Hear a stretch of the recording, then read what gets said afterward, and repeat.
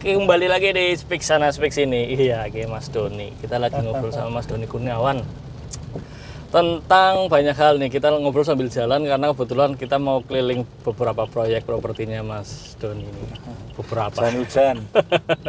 Proyeknya ada di mana-mana, tapi kita ambil salah satu dulu. Mas Doni, Ya. berapa proyek Mas di Purbalingga sekarang Mas? Berapa ya? Yang sudah dibangun 16 atau 18 ya Mas ya? 16 atau 18? Iya, sekitar itulah. Itu kan banyak banget Mas. Ya alhamdulillah.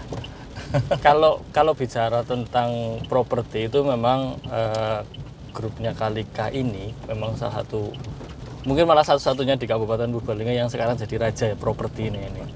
2016 saya ketemu masih 1-2 project ya, dan waktu itu sudah laris juga. Sekarang tiba-tiba 16, 18. Berarti 16 itu sekitar berapa unit Mas? Saya udah hitung 1000-an unit mungkin sudah kita bangun rumah. Liane masih jebangel gitu Mas Sewu. Sudah yang dijual loh, Mas, sudah dijual. Kalau dijual. Nah, Mas, sebenarnya kalau bicara soal progresnya itu pemicunya apa Mas yang bisa menjadi pertumbuhan bisnisnya Mas Doni sebagai Kalika Group ini? Maksudnya Rahasianya ini, rahasia kita ngobrol. Kata kuncinya ini. Kata kuncinya istiqomah gitu aja ya, konsisten, tetap pada rel tujuan, terus ya memperbaiki manajemen ya setiap saat, karena menghadapi satu bisnis, satu sendirian, satu karyawan, 2 karyawan kan berbeda, tambah lagi berbeda lagi, satu lokasi manajemennya berbeda dengan 2 lokasi, 2 lokasi manajemennya berbeda dengan 3 lokasi. Ya kita harus upgrade terus lah, upgrade pengetahuan, upgrade wawasan, terus mau membuka diri, mau menerima masukan, mungkin ngikutin perkembangan zaman, ya sambil kita melihat apa ya, market seperti apa, jangan melawan market.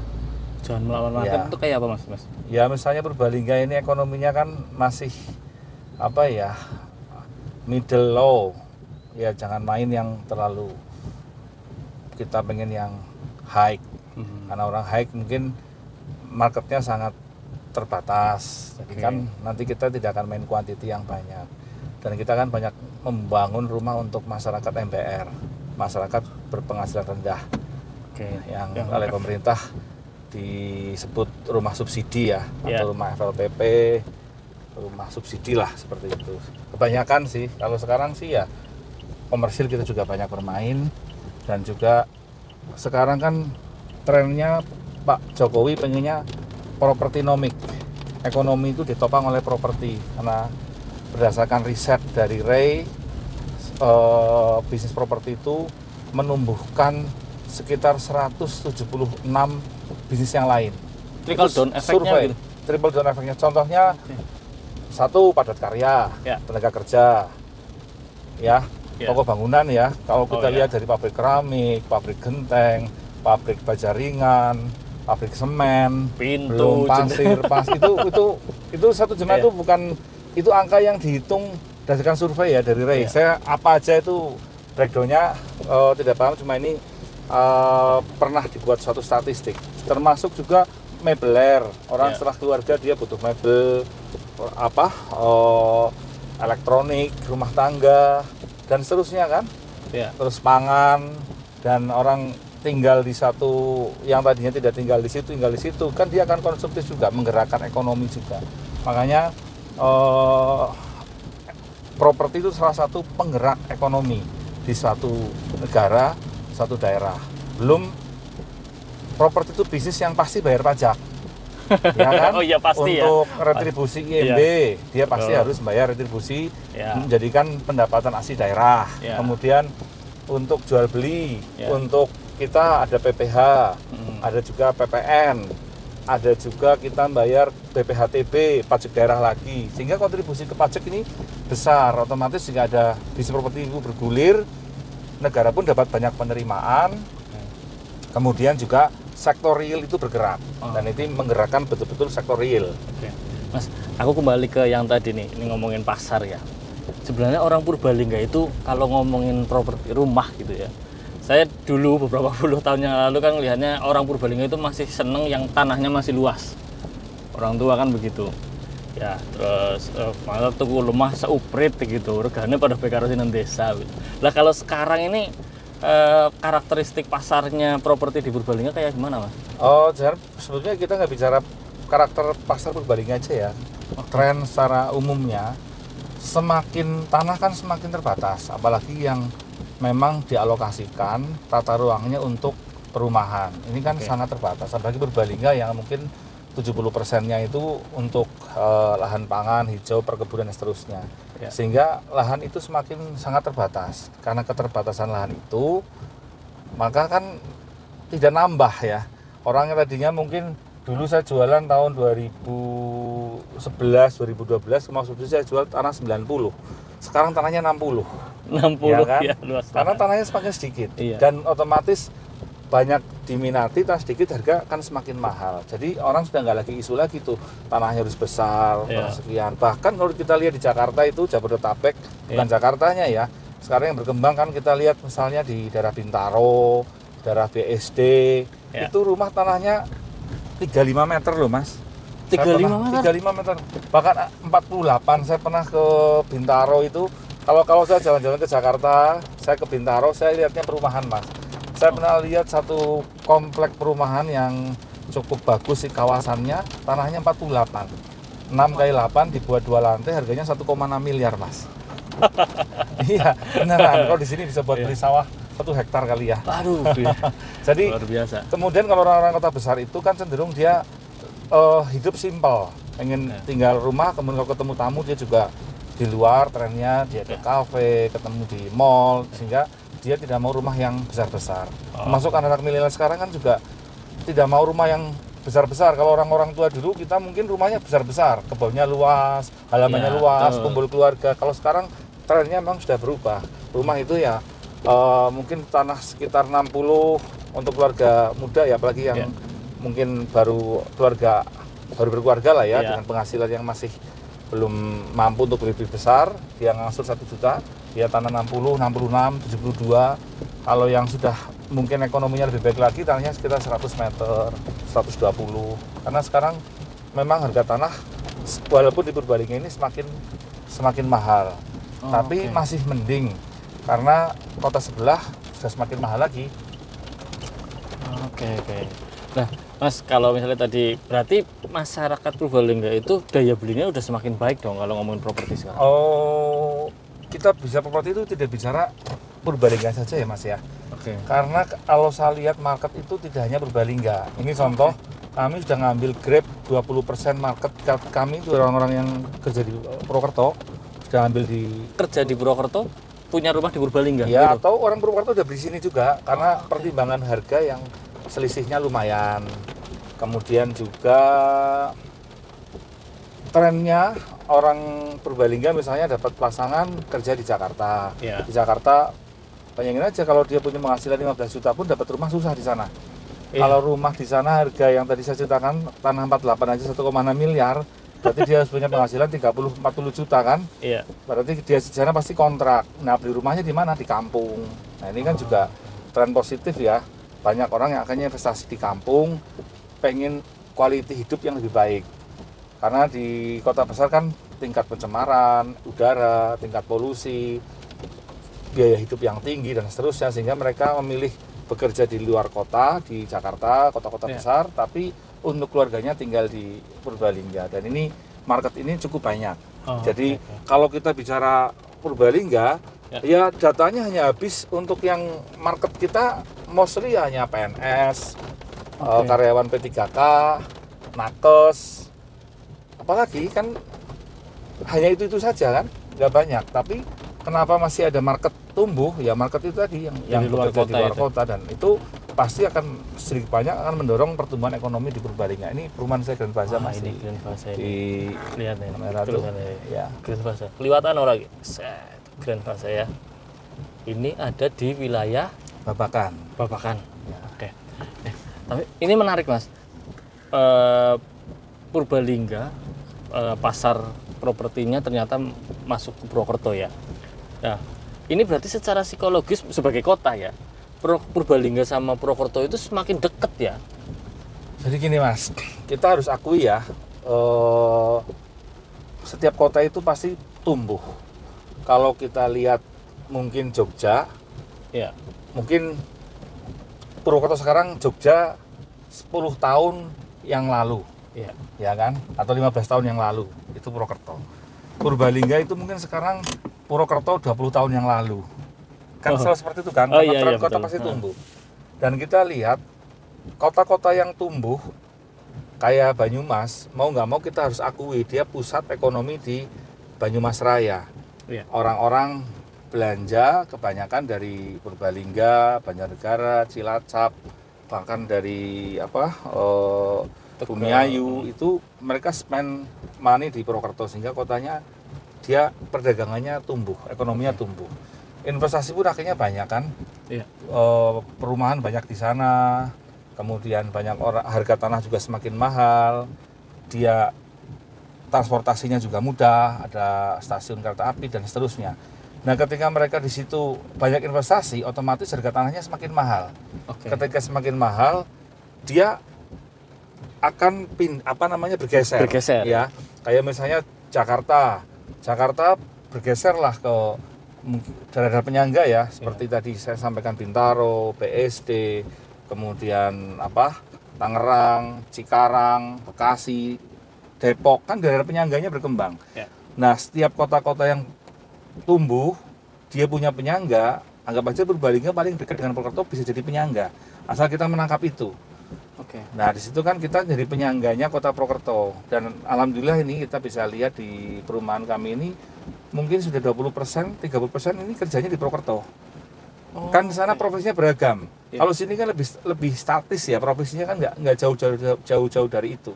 Ini sudah banyak juga nih yang bekerja di Purwokerto beli rumah Purbalingga, atau orang Purwokerto milih beli rumah di Purbalingga karena tadi isu harga. Nah, itu salah satunya itu. Jadi kenapa mereka tidak mau beli di Purbalingga? Karena mereka tidak melihat perumahan yang Purbalingga yang bagus. Nah, kalau kita sudah sajikan, Itu kondisi dulu begitu ya? kita sajikan yang bagus, kita Oke. sajikan juga sesuatu yang bagi mereka ini memang lebih bagus bahkan daripada yang mereka harapkan, ya insya Allah kita secara market insya Allah tetap akan, walaupun ini ya kita tidak bisa memungkiri mereka lebih suka ya, lebih gaya, lebih keren punya rumah di Purwokerto lah dibanding di Purbalingga. Tapi saya rasa nggak masalah. Besok-besoknya juga akan jadi satu ini. Secara trennya ini Purbalingga Purwokerto udah nggak berjarak aja gitu. Dan salah satu faktornya adalah properti itu ya. Pemicunya punya rumah di Purbalingga, kerja di Purwokerto, bolak-balik bisa ora kerasa itu. Iya, salah satunya itu kan, ya itu tadi kan kota penyangga kan, Iya. kita menjadi kota penyangga. Nah, itu salah satu kalau kita bicara Purwokerto. Purwokerto pun yang beli juga bukan orang Purwokerto saja kan. Iya. Banyak orang yang beli juga dari luar kota dan seterusnya. Jadi kalau properti itu pasarnya kadang-kadang misterius. Tapi tetap kita bisa lihat trennya tetap ada hubungan dengan kota Purbalingga. Oke. Ya, misalnya sangat jarang nih orang yang lahir di Jakarta, tinggal di Jakarta, beli rumah di Purbalingga, itu sangat jarang lah. Dapat dikatakan market itu kayaknya malah belum saya dapat ya. Lucu kan ya, lahir di Jakarta, keluarga Jakarta, tinggal di Jakarta, beli rumah Purbalingga, tapi kerja di Jakarta, Iya. lahir di Jakarta, Iya. keluarganya di Purbalingga, terus dia beli di Purbalingga, itu banyak. Oh. Ya kan? Atau lahir di Purbalingga, kerjanya mungkin di Kalimantan, di Batubara, di mana, terus dia pengen punya rumah di kampung. Itu banyak juga. Jadi ketika dia pengen punya rumah di kampung, kenapa pengen punya rumah di kampung? Kan harus kita buat suatu alasan. Nah, itu tugas kita sebagai pengusaha properti, jangan hanya bicara rumah, tapi bicara sebuah hunian. Bahwa di sini kalau developer itu, kalau dulu mungkin awal-awal kita bisnis properti ya jualan rumah, saya jualan beli tanah, kita coupling, kita jadikan rumah, Ya. selesai kan? Bedanya apa Mas, rumah dan hunian nih versinya Mas Doni ini? Ya kalau hunian kan nyajikan semuanya. Dia tinggal di rumah mungkin kecil, tapi kalau di hunian itu lingkungannya dengan lihat tuh ada ruang terbuka hijau yang indah, nyaman, ada masjid, ada mungkin balai warganya, ada tamannya, ada restorannya yang saya Iya. buat ini. Nah, itu kan mereka merasa ini berbeda. Saya tinggal di sini itu tidak hanya sekedar rumah, saya mendapatkan sesuatu yang tidak saya dapatkan kalau saya hanya beli sekedar rumah. Nah, kalau developer itu ya tingkatnya lebih tinggi lagi. Kayak kalau saya selalu cerita itu developer itu mungkin orang mandang Pak Ciputra ya. Kalau Pak Ci dulu membangun Bintaro, dia membangun Pondok Indah, dia membangun BSD dulunya. Ini kan visinya sangat jauh. Pengen membangun suatu kawasan yang indah sehingga ada value. Tidak hanya beli rumah tapi beli kawasannya. Kenapa sih di satu rumah itu lebih mahal daripada yang lain? Karena dia menjual value-nya. Nah, ini value ini tidak terdapat hanya sekedar rumah aja, tapi dari segi estetika bangunannya, estetika lingkungannya, fasilitas yang didapatkan di situ, bahkan ada juga value yang berdasarkan grade-nya. Contohnya kalau di Jakarta belum orang kaya kalau belum punya rumah di Pondok Indah, seperti itu kan. Jadi mereka akan merasa value-nya saya punya rumah di Pondok Indah ini satu kebanggaan. Itu value lah. Jadi developer itu juga membangun value, nggak sekedar jualan rumah. Kalau value-nya Kalika itu apa, Pak? Kalau di sini ya Purbalingga, karena kita jualnya di market sini ya kita taruh kearifan lokal ya, kan kita tidak bermain yang level up. Setidaknya orang beli ke Kalika itu nyamannya apa? Legalitasnya pasti aman. Karena kami mengutamakan legalitas nomor satu. Kemudian kalau kawasannya, lingkungannya pasti terbentuk, jalan, fasilitas umum kita udah siapin. Itu yang harus kita siapkan. Enggak, Anda ngobrol.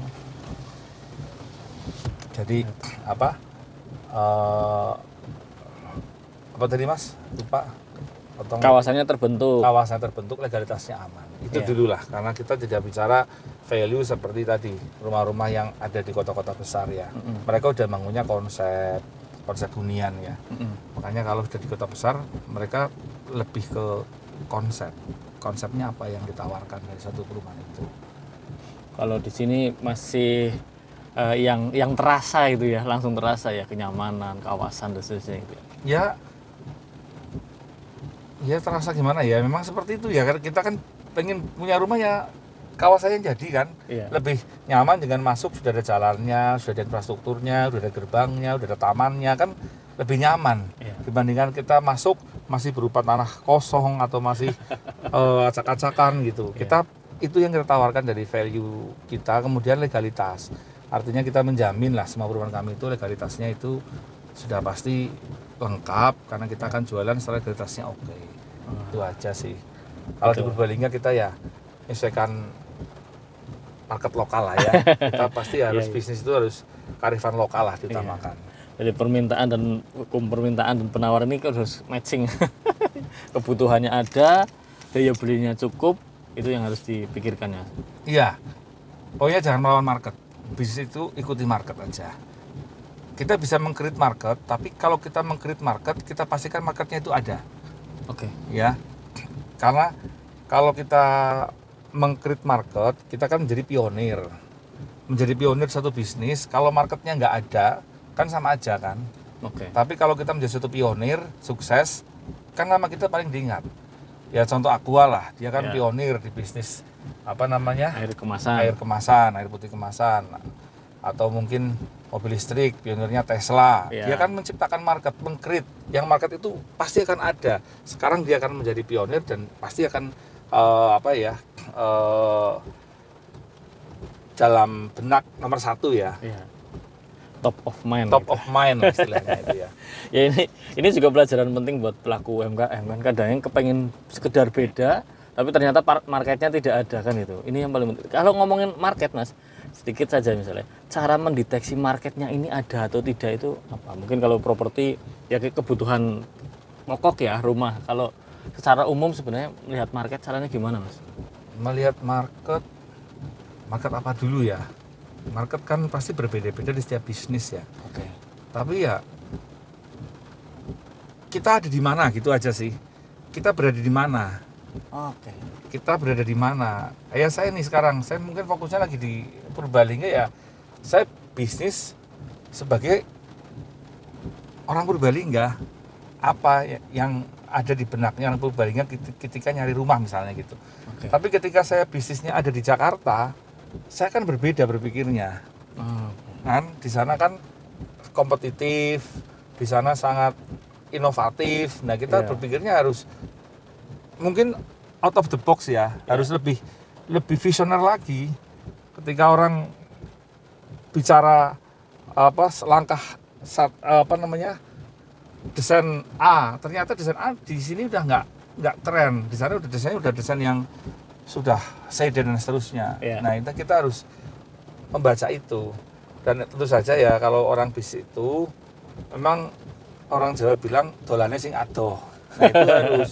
Itu bukan gelewehan ya, Mas? Bukan. Memang kudu Karena dolan. kalau kita lihat, saya lihat kalau bicara properti ya saya nggak akan lepas dari konteks properti. Kalau saya lihat misalnya gini, Pak Ciputra waktu dia bangun perumahan di Jakarta dan seterusnya, dia dulu mainnya ke luar negeri, ke Eropa. Dia mencatat, setiap dia main ke sana mencatat. Kemudian apa yang dia dapat itu dia dia wujudkan di tanah air dan dia sukses kan. Seperti saya misalnya saya cerita tadi, kalau saya main ke Jakarta saya nggak main kemana-mana, saya main pasti saya keliling ke perumahan-perumahan di Bintaro, saya keliling perumahan di BSD, ke Sumarekon, ke Alam Sutra, walaupun saya lihat wah jauh banget ya kita bangun seperti itu, tapi setidaknya saya punya gambaran bahwa di alam pikiran saya itu saya pengen seperti Sumarekon gitu loh, walaupun di sini untuk tujuan Sumarekon yang beli sopo gitu lah. Masih jauh gitu. Masih jauh, tapi pikiran saya kan pikiran seorang yang pengen seperti Sumarekon. Gitu loh. Jadi kita harus tetap dengan kearifan lokal, tapi kita punya visi yang harus lebih jauh. Dan memang visi itu membedakan seorang pengusaha satu dan yang lainnya. Semakin dia visinya jauh ya semakin dia maju kan. Nah, itu aja sih. Mungkin kalau masalah market apa ya saya fokus ke perumahan aja lah, karena memang bidang saya itu. Jadi mengenali siapa target konsumen itu penting banget untuk bagaimana kita men-treat produk kita, kan sebenarnya sesederhana itu ya, Mas. Ya, kadang-kadang juga harus ada keberanian. Karena bisnis itu harus ada number ya, angka. Kita harus selalu menstatistik, selalu menghitung, itu secara teorinya. Tapi setelah berjalan ya kita lebih ke feeling kan. Orang pasti lebih ke feeling, lebih ke juga intuisi, karena bisnis pasti intuisi. Kalau teoritik juga nggak akan sukses kalau orang teoritik. Textbook itu nggak? Textbook ya. Teori iya, tapi kita juga punya intuisi, punya feeling yang terasa dan kita terukur. Jangan sampai kita nggak terukur juga. Wah, ini kita harus main feeling. Ya, feeling itu penting karena sebagian orang bisnis feelingnya udah sangat-sangat kuat ya. Mereka ketika melihat, maka ada istilahnya Pak C itu melihat merubah sampah menjadi emas. Ketika dia melihat rawa dulu di Ancol, dia sulap tuh menjadi Taman Impian Jaya Ancol, menjadi macam-macam di sana. Itu tidak dimiliki oleh orang lain. Dan itu kalau saya tadi cerita karena saya memang senang membaca kisah hidupnya Pak Ciputra. Ya kalau memang kita mau bisnis sesuatu, ya kita harus punya satu orang yang menjadi contoh teladan kita. Nah, nanti sehingga kita tahu, walaupun kita nggak bisa seperti mereka, maka ada istilah bermimpilah setinggi langit ya. Bercita-cita setinggi langit, jika kau jatuh di antara bintang-bintang. Nah, gitu loh. Kalau kita nggak punya cita-cita yang tinggi ya, malahan ya mungkin nggak kesampaian lah kayak Pak Ciputra. Ya minimal jadi Ciputra Van Purbalingga aja lah. Dan di sisi lain kadang merasa wis dhuwur banget, padahal rumah yang tinggi-tinggi kan. Iya, karena kita harus tetap belajar kan kita belajar nggak ada berhentinya kan. Kita harus melihat diri kita ini, kita harus tahu lah bahwa kita ini belum ada apa-apanya, harus tetap ya jangan pernah berhenti belajar lah. Jangan, harus tetap pokoknya kita nggak boleh merasa sudah mencapai sesuatu, karena semua kan perjalanan. Proses kayak dulu sebelum pandemi merasa sudah tinggi, ketemu pandemi bubar kabeh. Ini memulai lagi dari awal lagi. Dinamika bisnis kan sudah sekompleks itu kan, naik turunnya itu ya, Mas. Ya saya bilang bisnis naik turun oke ya, tapi kita harus selalu punya optimisme sih ya, karena bis itu spiritual Mas. Di samping kita rasional, rasio, tapi Iya. juga spiritual. Karena ada invisible hand, ya, tangan-tangan yang kita tidak lihat ini yang membantu bisnis kita. Kita kadang-kadang dalam kondisi COVID, justru banyak orang yang bisnisnya jadi bagus. Oh iya. Dengan percaya nggak, omset saya terbaik malah pas COVID. Oh iya? Iya, Naik berapa persen, Mas? ya saya nggak menghitung, tapi waktu COVID malah, saya waktu COVID itu sempat stres Mas. Ketika melihat waktu itu, saya udah membangun sekian puluh unit rumah, pembeli saya ditolak semua sama bank, karena banknya sangat hati-hati. Bahkan saya sudah Oke, membuat iya. satu perencanaan, kalau nanti tidak sesuai dengan rencana, ya udahlah, karyawan saya bertahan sampai 6 bulan, karyawan saya potong gajinya dan seterusnya. Tapi rencana Allah itu berbeda, kadang-kadang kita tidak tahu, ternyata alokasi rencana berbeda, akhirnya juga selesai juga. Makanya nggak usah kita takutin hal-hal yang kadang-kadang di otak kita ini Iya. negatif, kita nggak usah takutin lah, karena ya itu tadi lah. Iya. Tapi saya jujur ya Mas ya, saya melihat itu kalau kita ngomongin textbook, ngomongin sebuah korporasi besar ya, saya melihat sebenarnya secara sekilas ngomongin brand, Mas Doni tidak membangun itu secara serius ya, masih jalan lah gitu. Terus kemudian SDM saya melihat timnya solid lah, dari tahun ke tahun tidak ada perubahan signifikan gitu. Ya, Nah, saya kadang kalau diskusi itu kayaknya kali-kali beruntungnya luar biasa ini. Saya melihatnya gitu. Saya kayak apa, kayak tirakatannya apa, sampai pada titik menurut saya kan luar biasa Mas, dalam berapa tahun ini progresnya sampai ribuan rumah dan orang sekedar dibangun ya. Saya relatif tidak pernah mendengar masalah gitu. Itu secara personal tidak ada, kemudian secara produk juga relatif tidak ada, karena saya punya beberapa teman yang juga pada akhirnya dari konsumennya Mas Doni ini gitu. Sebenarnya kalau asumsi itu gimana Mas, kayak tadi nyambung dengan spiritualisme sebenarnya? ya gimana ya, kita nggak usah terlalu muluk gitu aja. Saya juga nggak pernah muluk sih. Yang penting kita jalani dengan niat yang baik, dengan Iya. cara yang benar, udah itu aja. Kan kita nggak ada niat nipu kan.